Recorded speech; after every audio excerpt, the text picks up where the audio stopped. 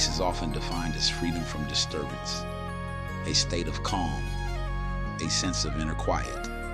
But real peace is more than the absence of noise. Real peace is the presence of resolution. It is what becomes possible after truth has been spoken, after wounds have been acknowledged, after the hard work of repair has been done. Peace is not the starting point. Peace is the outcome.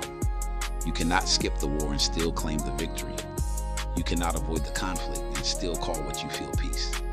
Because peace holds meaning only after you've gone through something, worked through something, faced something. Without the war, you're not experiencing peace. You're just experiencing a silencing or distancing. And quiet can feel comforting, but quiet is not healing. Quiet is simply the absence of sound. This matters now more than ever, because in today's relationships, avoidance has become a lifestyle. People are cutting others off and calling it peace. People are withdrawing, shutting down, disappearing, and naming it, protecting my energy. But avoidance doesn't resolve the conflict. It only removes the noise. Distance doesn't create the safety one hopes for. It only creates space for the wound to deepen in silence, to fester. Some people are overwhelmed. Some are overstimulated. Some never learned how to communicate their needs, set boundaries, or stay present in hard conversations. So walking away feels easier than working it through. But avoidance is not peace. Avoidance is a pause. Avoidance is a numbing. Avoidance is a survival strategy, not a healing one. The conflict still exists. The story still lives in your body. The wound still shapes the relationship. Quiet can calm your nervous system, but it cannot restore your connection, because connection is where healing actually happens. But when people don't know how to repair, they tend to re-engage and just loop.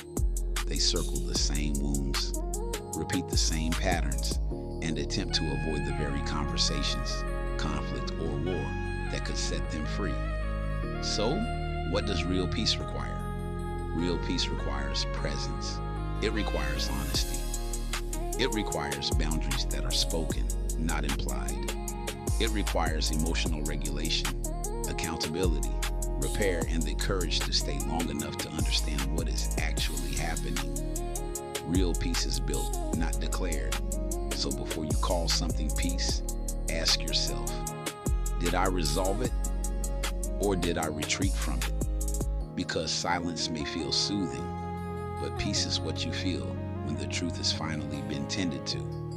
And the good news is this: peace is possible.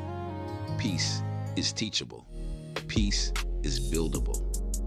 It begins with learning to communicate your needs. It grows through healthy boundaries. It strengthens through emotional honesty. And it becomes sustainable when both people commit to repair instead of retreat. Peace is not what you get from walking away. Peace is what you build when you stay long enough to tell the truth. And sometimes it requires staying in battle long enough to reach the breakthrough.